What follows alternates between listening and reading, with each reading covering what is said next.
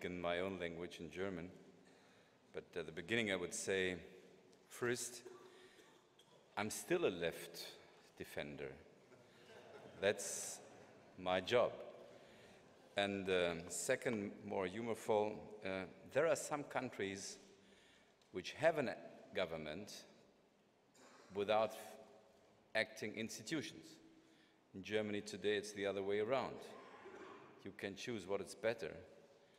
And also I would say, the biggest danger for politicians is when people recognize that life is going well without a government. That's the biggest danger. So we had in Belgium, I think for 2 years, no government. I'm sure we will be a little bit faster. So thank you very much for your invitation, meine sehr geehrten Damen und Herren. Ladies and gentlemen, indeed, Europe is developing in an uncomfortable world, and increasingly so, and the liberal intellectual Ralph Dahrendorf said once, and that was a destroying sentence about Europe. He said, Europe has no power of design, it has no European interest. That this power of design could be formulated. So this was in the year 2000 when Dahrendorf said that in an interview. And the sentence from today's point of view needs some explanation. But just briefly you can say Dahrendorf wanted to warn not to expect too much from Europe with regard to foreign policy, which is not too surprising because Europe is actually founded towards the inside and not as a player in the global stage. After the disastrous 2 world wars, there was peace and prosperity to be secured within Europe and not as a representative interest to the outside. So acting to the outside, that was the Security Council members. France and UK and Germany was part of a transatlantic partnership with the USA and the Western Allies, and limited themselves for a long time to the German and the Ostpolitik, and also the involvement in overcoming conflicts, for instance in the former Yugoslavia of Afghanistan, was a part of a transatlantic foreign policy at the end of the day. And only the no of the SPD Chancellor Gerhard Schröder with regard to the Iraq war in 2003 was a spectacular exception to that rule. So also after the fall of the wall, the European concept was still directed towards the inside, and Europe grew, the euro was decided, the massive expansion to the east was prepared, and there was ambitious debate about the finality of Europe. So the world seemed to be okay then, and globalization was progressing. USA was the winner of the Cold War, and they were moving towards unipolar power, and Osama bin Laden was unknown to us all. But the world has meanwhile become more uncomfortable than we would have thought at the end of the last century and the beginning of this century. And now we notice that even with the great economic prosperity in our country, there's no comfortable position on the sidelines of international policy anymore, neither for us Germans nor for us Europeans.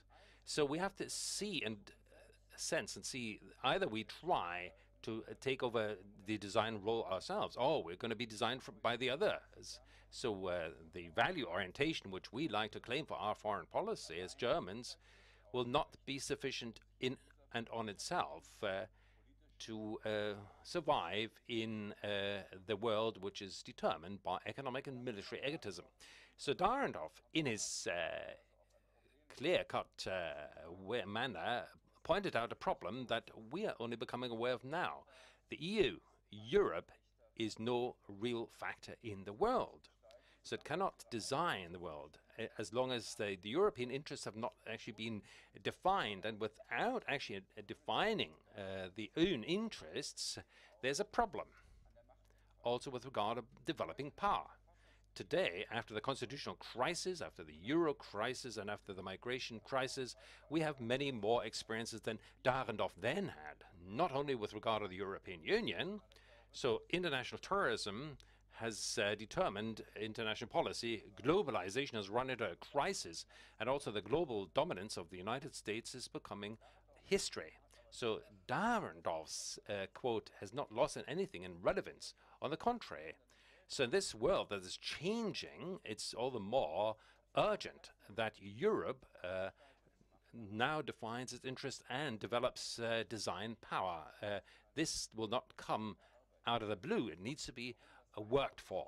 And why and how you can do that, this is what I want to talk about today. So let's start with an analysis of the most important changes of the Western world and the world at large. So the current withdrawal of the United States under Donald Trump from the role of reliable guarantee of the Western multilateralism, and that accelerates the change of the global order and has immediate consequences for the German and European interests. With regard to Europe, since the 12-minute talk of George Marshall, that is 70 years ago, Europe was also an American project, also in their own interest as the United States of America.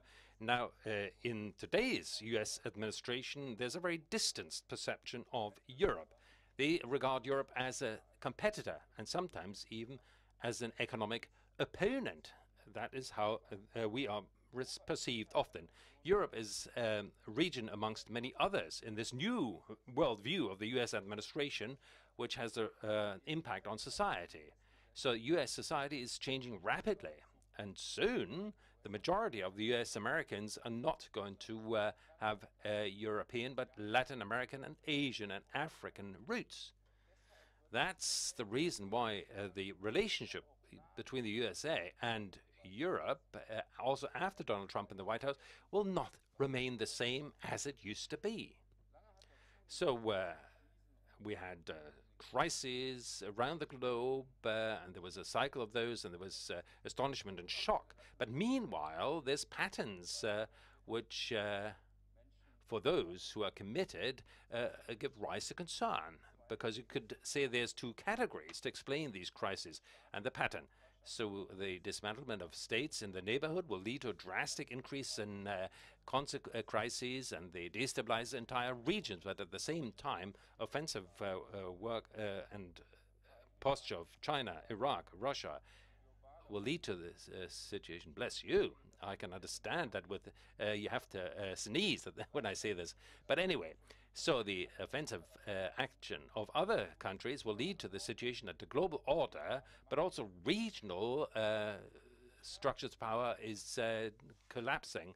So then there's counter movement to the trend of globalization and democratization, which dominated for a long time. So tried and tested bases like multilateralism, international law, and the universal application of human rights are being called into question, and by some without any concern. And so, in other words, the basis of prosperity and security are called into question. The risk of trade wars and arms race and armed conflicts is increasing. The demographic discrepancy between the shrinking north and the growing south, as well as the consequence of climate change, are becoming more and more to the fore. So we've got the migration and flight movements over the past years, and that's taken a greater role in the considerations of the West.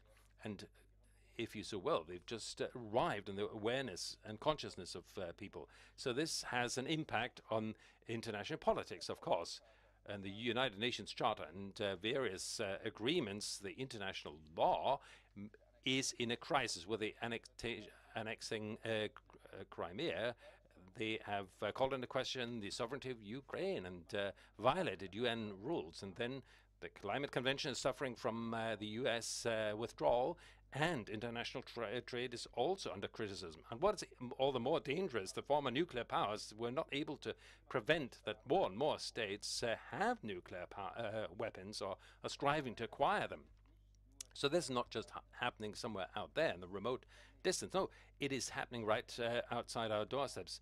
That the Brits have decided for the Brexit, and the Americans have elected Donald Trump. It's not just the bad world outside is changing, but also we are undergoing change whose consequences will follow us and for decades. So global challenges require global solutions. That was the mantra at the beginning of this millennium when the transnationalism had a climax. But now, take back control, make America great again. Those are the slogans of today, back and again. So those words spell it out. It's about the restoration of an allegedly good old times. So it's going back to borders and the alleged strength of the national state. So this yearning on an international level is also reflected in our society. So here there's a gap between poor and rich. Then often the globalization is blamed for this gap, and the national state is the cure-all. So after decades of anything goes, if you want to call that that's the postmodern slogan. So there's yearning for order, for clarity, for hierarchy and control. So variety of individuality and equality inclusion is regarded as extreme political correctness by the populists and called into question. So this impact goes right into the heart of society, also in Europe as well as in Germany. So the liberal elites of the Western democracies are running the danger, so they discuss amongst themselves and they underestimate this yearning for clarity and order. When you see the anti-postmodernism, you want to say that the Social Democrats should think about materialism rather, and but these debates inside United States and Europe is that we're looking differently at the world, and the world is looking at us differently as well. So we can be rest assured that around the globe, not just in Beijing, Moscow, and Tehran, people are analyzing very carefully how strong and determined the West is in defending their values and interests, or not. So what's the new so we don't know yet what the new order of the world is going to be. A lot of things are still in flux, and many players are still trying to move from boulder to boulder in this river, to quote a Chinese slogan. So I imagine there's three possible. So G0 world. This is the world where the power is distributed newly, so broadly that there's no leading role anymore, leading power anymore. US American scientist Iman Bremer once described in such a way: no state and no group of states has a sufficiently large political and economic lever or will to take over a true or to put together a global agenda. So this could be Westphalian Order 2.0. So this is sovereign states fighting for hegemony and equality as after the 30-year war until the Second World War. So for German trade nation and intermediary, this would be very dangerous. This then there might be a loss of rules, and some think it's the continuation of individualization with regard to international relations, but it would actually call into question the very foundation of our prosperity and security. Second alternative is the G2 world. So this would be a new bipolar order, competition between two superpowers. And instead of the Soviet Union in the Cold War, it would be the rise of China. So this country is going back on the basis, this understanding is the empire of the middle. And so when you look at the turbulence in Europe and US, China thinks they're superior in their model. And when we think of the promise of prosperity of this Chinese model, I'm not surprised that many states are now orienting themselves towards China. Third alternative is GX world. So again, this world would have many poles. There was fewer than the G20 that we know, and I suppose others than the G7. So the decisive difference with regard to G0 would be the existence of binding rules and structures that actually, so it's not just up to the balance of powers and not just the art of the meta-niche of the Palmer stones. No, a multipolar with binding order would be the brand of this system. So, you know, it's not going to surprise you that the third option is my preferred option.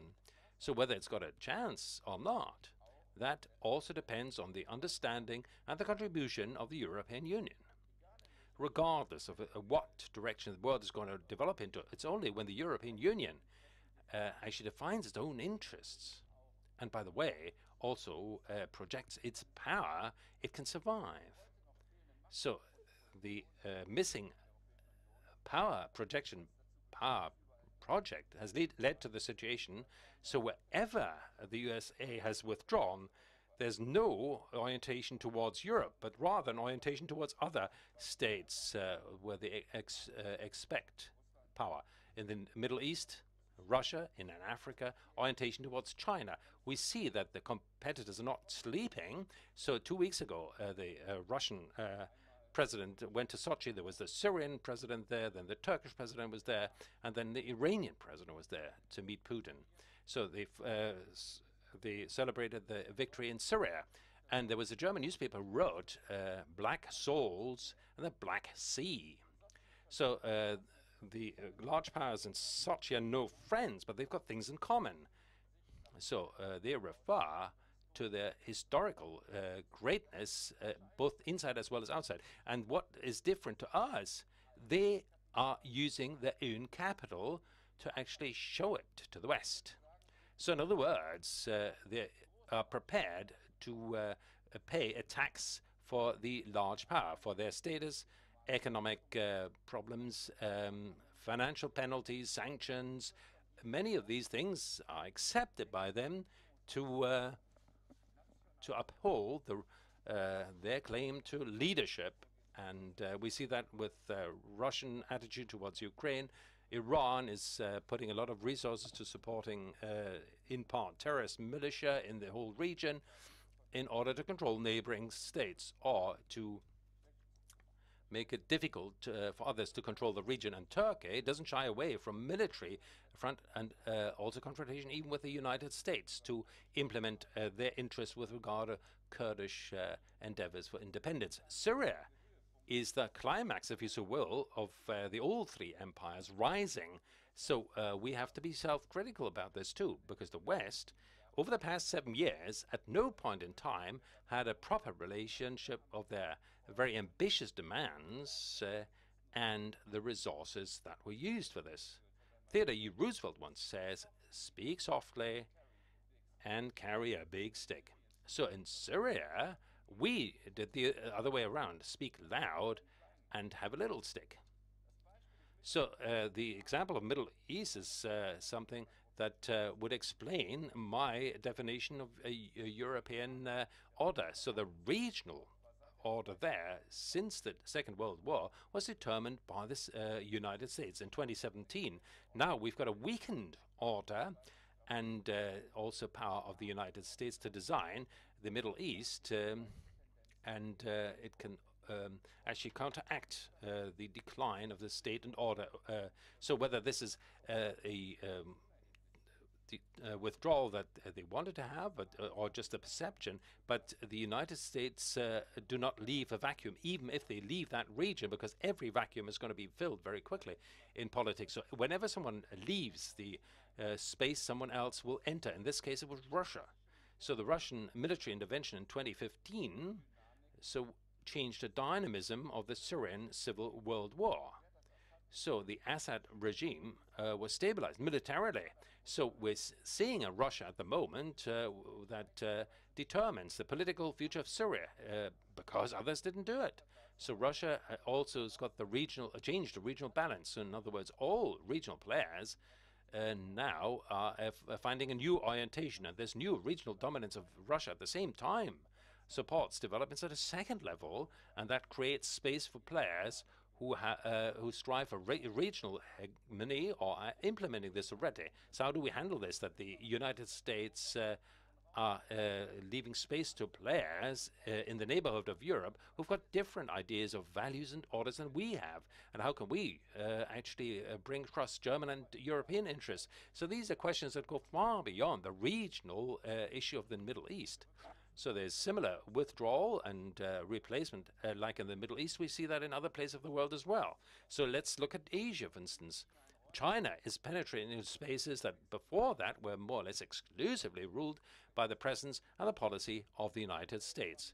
One Belt, One Road initiative, the new Silk Road, for instance, is no historical reminiscence of Marco Polo. It's rather a geostrategic idea where China is implementing their ideas of politics and order. So with regard to trade, geography, geopolitics, as well as militarily maybe. So you can say that China is probably the only country of the world that has a long-term geostrategic idea. That, I mean, you cannot accuse or blame China for that. On the other hand, I respect them, I admire them for that, how quickly this country, over the past 30, 40 years, has developed. But for us, in the Old West, we should be blamed of that we didn't have a comparable own strategy. Only if we've got both the definition of Chinese and the definition of European interests, and even better, the American-European interest, then we can have a tangible balance on both sides. So this is also our argument towards the United States. So in politics, there never is a vacuum, but this will always be filled quickly. So in other words, it should be in the self-interest of the U.S. not to have a trade war with Europe, but rather to develop common strategies for maintaining the liberal order on the basis of freedom, fairness, human rights, and the rule of law, and to develop the trade system accordingly. So I'm giving you all these examples in detail because they show how difficult it is for us Germans to have a strategic relationship with a foreign policy. Herfried Münkler published a book on the 30-Year War, and he talked about the foreign policy class in Germany. He complains about the Germany that is actually refusing reality. So the German politics don't dare to actually analyze what is really happening. Münkler is saying they're always looking at the horizon of moral norms and imperatives. What is missing in German foreign policy is political strategic thought. I think Münkler is actually identifying the issue properly. But of course, you have to remind him that the time in which Germany has strategic ideas for the remainder of the world, that was pretty uncomfortable for the world, and that led to the worst killing of peoples in the world and genocide. But he's right in a way of what's happening. So don't get me wrong. To stay with Syria, it is good and right that that we insist on a political process for peacemaking, that we're using instrument of the international system for the essential humanitarian help, and also the international law that needs to be accepted as but still, after 7 years of war, we cannot close our eyes to the fact that other players, meanwhile, have created facts on the ground, often beyond any established norms and in contrast to our morals, and but unfortunately with high efficiency. So what shall we do? So first of all, we have to analyze the situation soberly. So we need a clear, realistic view of the world as it is, and not a vision of how it should be. So on this basis, and with a clear compass of values, we should fight for what we want to maintain and what we want to achieve, and that without over-dimensional moral blinkers, and with a readiness, as Münkler says, to have a strategic compromising. So on the one hand, you have to have a strategic relationship with the United States. Since the Second World War, the United States, from German point of view, was more or less above things. But at the latest, since the article of the two chief consultants of McMaster and McCone to the president, the Wall Street Journal, that this world is not a global community anymore for the United States, but it's rather arena, a fighting arena where nations and non-state players and corporations are fighting for advantage. And sometimes you've got this as a partner, sometimes you've got someone else as a partner, as long as it serves their own interests. And the United States is not responsible for the structure of this arena anymore, but rather their competence in the actual arena. So, we still see the United States role as protective is crumbling away. Still, United States will have to be our main international partner. There's no doubt that we will need and also maintain this partnership. However, this partnership alone will not be sufficient to actually maintain our strategic interests. The withdrawal of the US is not just down to the policy of one single US president. So also after the next elections, there's not going to be a fundamental change. And that's why there shouldn't be a doubt that Germany and Europe, in view of this situation, will need to do more and dare to do more. And to say it quite frankly, it's about a risk that forces our hand. We shouldn't watch how new spaces develop, which we don't have any influence on. We have to act, even if all the active action, of course, has a risk of failure. So this risk of failure is what we will not be able to dodge in the long term. So we left it to the United States in the history. Whenever anything went wrong, there was someone we could place the blame on. So Germany needs to invest more in the strength of itself as well as the European Union. It's not really to be bare. Like how in Germany there's so-called net payer discussion, but in truth we're the net winners. Yes, we get more. We put more taxes into Brussels, but our economy actually wins through the European space. And the partnership with the United States, we will need to invest more as well in future. So this is also about a political investment with regard to handling the new situation with a strategic anchor.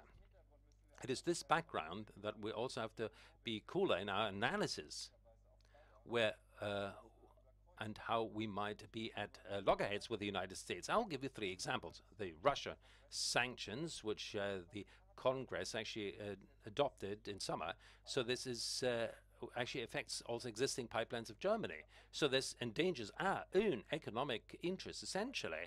Second example is dissolution of the nuclear deal with Iran would actually increase the danger of war in our neighborhood and will endanger our national security. And third example is there's hints that Jerusalem is going to be recognized as the capital of Israel by the United States in the near future. So without any coordination with Europe there. So we know what far-reaching consequence such a step would have. So Germany's position remains unchanged. A solution of the Jerusalem issue can only be done by direct negotiation between the 2 parties. Anything that will aggravate that crisis is counterproductive in these times.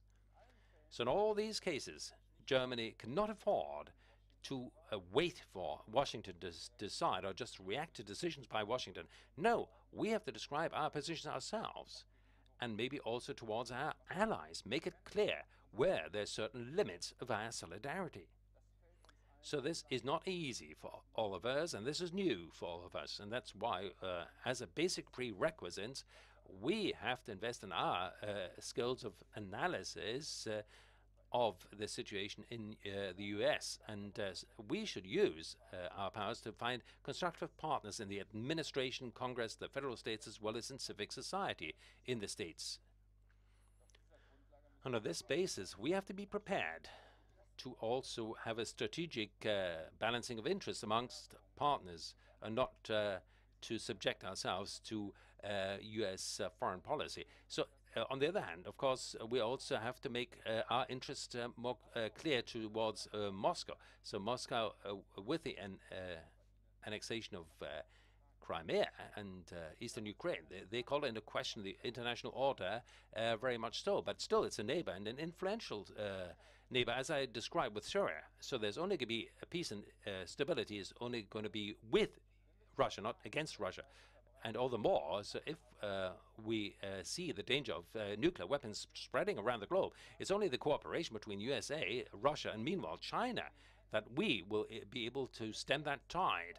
So meanwhile, however, the trust between Russia and the United States or NATO is so fundamentally disrupted that both sides are about to call into question the success of the nuclear disarmament of the 80s.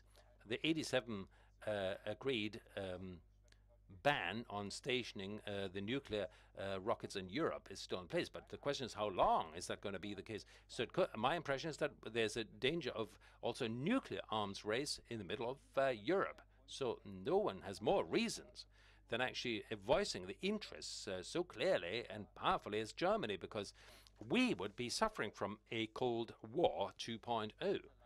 So our country, especially in this situation, needs to call for arms control and disarmament.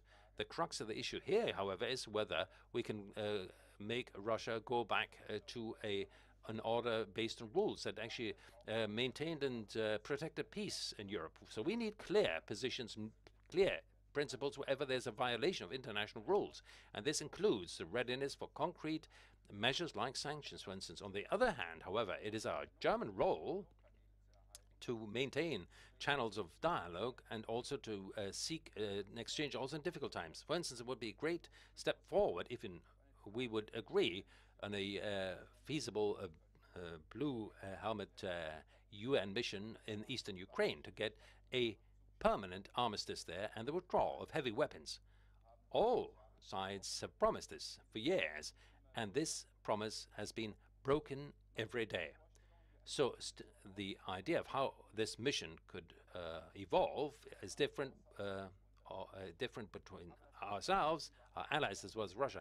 But that Russia is prepared at all to have a discussion is a big step forward, because up until now, the internationalization of such a conflict and pacification was actually rejected so far.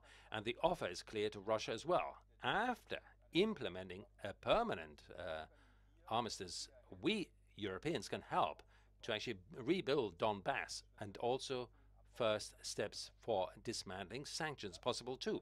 So this would not yet be a final solution of the conflict in Ukraine, and by far no fulfillment of the Minsk agreement. However, it would represent a breakthrough and a big step towards a renewed policy of détente with Russia. It is clear it cannot be a German Ostpolitik anymore. It needs to be a European Ostpolitik.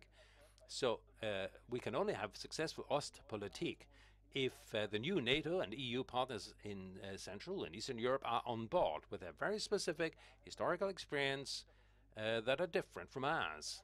But we Germans especially have an interest, an existential interest in such détente. So in view of the tasks, our understanding of the European Union and its tasks is giving rise to concern. We are handling the EU as if we had a second EU around the corner. No, so that we're pointing the blame to others. There's blockades, there's fighting elections, and actually vicious cliches. And Eugen Roth once says, so to cut down a nice tree takes half an hour, but until it grows up to be admired, it takes 100 years. So the tension between the governments and the EU has increased, and the governments always point the finger of blame to Brussels. It's easy for media to actually develop new fronts, the South against the North, the West against the East. And maybe it's also due to the fact that, like Dahrendorf, we haven't understood our common interests. The European Union has not been founded in order to actually represent the interest to the outside as something uniting. Tragically, the European Union, especially in this phase in which the international order would call for new and more action toward the outside, is actually forgetting the inside project of reconciliation. That's what I think is we need to shift our course here if we don't want to face the ruins of the EU in a few years, and that we'd be helpless in the world. It's a mistake to believe that the European Union comprises the loss of national sovereignty. This form of national sovereignty, which we are missing, is actually not available in today's world anymore. So we get it back through the European Union. The European Union is a gain in sovereignty for all the member states and not a loss of sovereignty. Especially in foreign policy, the European Union needs to grow beyond its borders. So in this world, in this day and age, we can only stand up together as Europeans. So the world regards European Union and Europe as rich and weak. That calls for intervention and manipulation. That's why European Union has to protect our open societies and make it possible for our nations and economies to grow together. We've undertaken the first steps. Cooperation in defense, cooperation with border protection, and we need further steps. I'm thinking of the healing of the birth defect of one union and one currency union, 19 different ideas. So we've got France, we've got far-reaching suggestions. Also, Italy is going to table some suggestions. The German position is to be taken by the next government, regardless of what the government is going to be. That will be the center and the core of the government policy. But I'm sure the chance that we've got at the moment must not be lost in Germany. So it's not just to maintain what we've got already and to praise it. So if it's not worth it, we need time to prepare for the next crisis and protect against the next crisis. That's what Macron wants.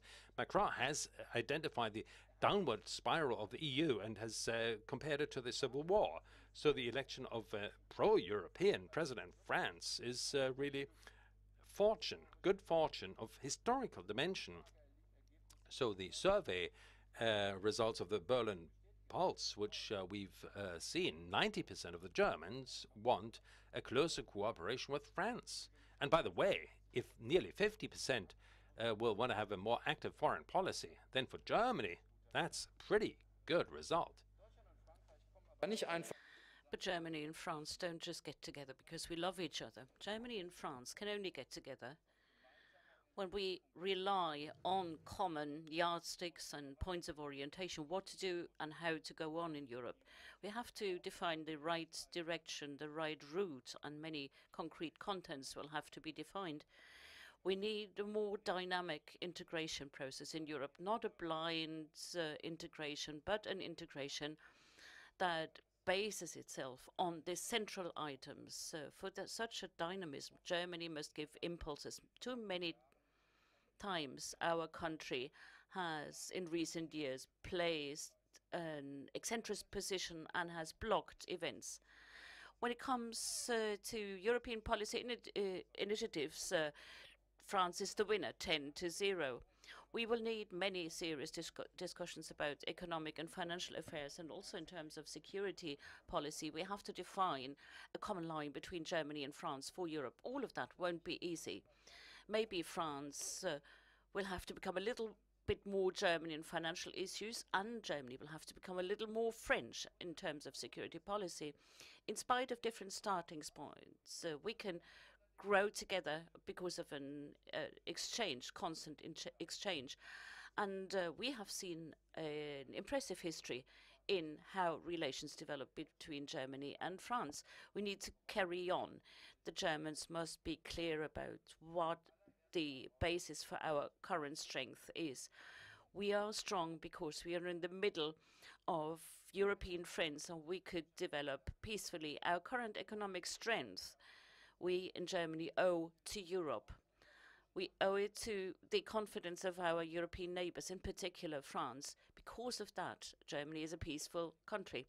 Without the European integration, without a German-French reconciliation, the things we have achieved would never have been possible. Emmanuel Macron has passionately highlighted the things that we have in common when he spoke during the opening of the Frankfurt Book Fair.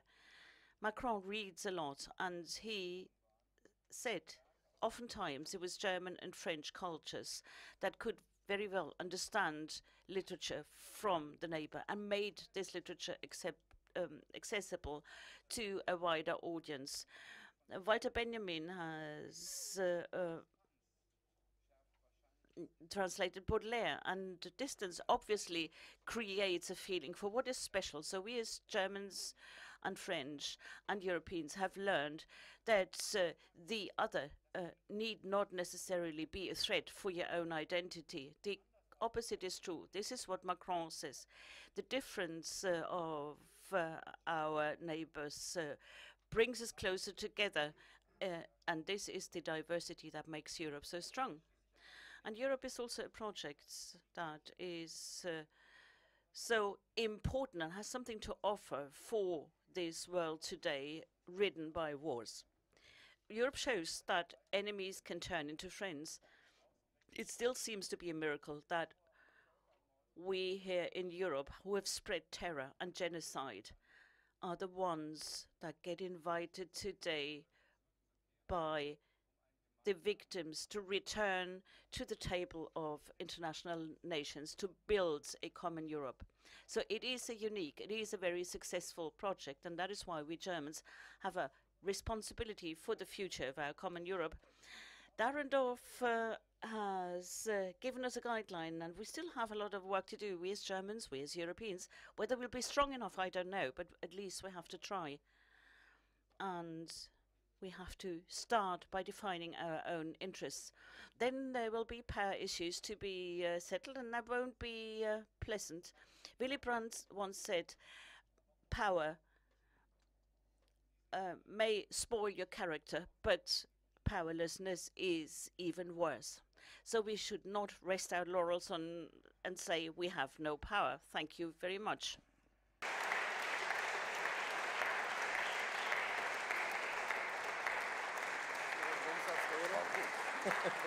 Jetzt können Sie es sagen. Well, Minister Gabriel, let me thank again very, very much for kicking off this forum. I think you give us a lot of food for thought. I would summarize your speech in one sentence. We have to act with our European partners based on our interests and values and be ready to take risks. Thank you very much, and before we let you leave, I would like to present you with your personal copy of the Berlin Pulse, and I hope you will find some time to take a read. Thank you very much. Thanks.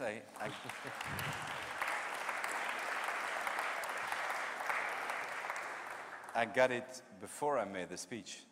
Thank you very much. All the best.